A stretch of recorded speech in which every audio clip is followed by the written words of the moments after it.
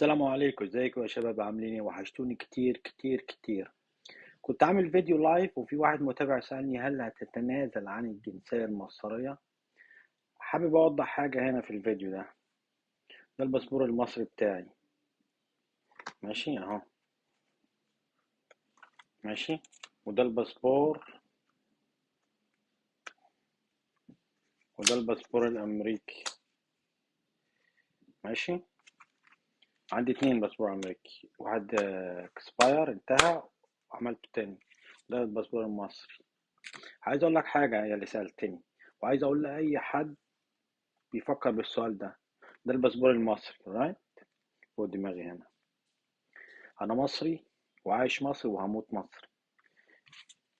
واخدين الجنسية الأمريكية بس لمجرد إن إحنا نعيش كويس، بس أصلنا مصري وهيفضل مصري، وهنفضل طول عمرنا مصريين مهما ضربنا ولا جينا. إحنا مصريين. تتفق معايا أو تختلف ما يهمنيش أنت مين ولا بتفكر إزاي. الباسبور المصري عندي افضل من الباسبور الامريكي. الباسبور الامريكي لان معيشتنا في دولنا وبتاع في معيشه صعبه، عايزين نعيش حياه افضل، كل واحد بيطلع ان هو يعيش افضل. فعايز اوضح للنقطه دي، ده عندي اهم من ده. انتهى انتهى من 2017،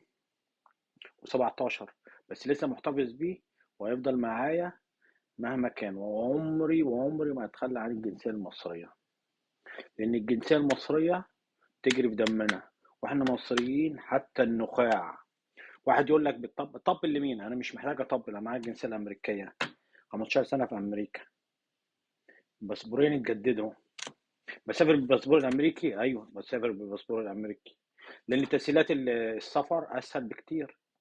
مش عايزه. اخر مره رحت ايطاليا وتركيا، لو معاك الباسبور المصري هيتعبوك وهيقرفوك وتفتيش وفيزات وبتاع. الباسبور الامريكي بيسهل ليك، دي الحاجه الوحيده. الناس فاهمه؟ عايز كل الناس تشير الفيديو وتدوني لايك، عشان هعمل لكم فيديوهات لايك كتير وهنتكلم عن مواضيع كتيرة من المواضيع اللي انتوا بتحبها. ماشي. عايز الناس تكتب لي تعليق كويس. اللي هيكتب تعليق وحش هشتمه وهزقه ومش هلغيله تعليقه. اللي يكتب تعليق محترم هحطه فوق دماغي زي ما دايما متعودين. والسلام عليكم ورحمة الله وبركاته.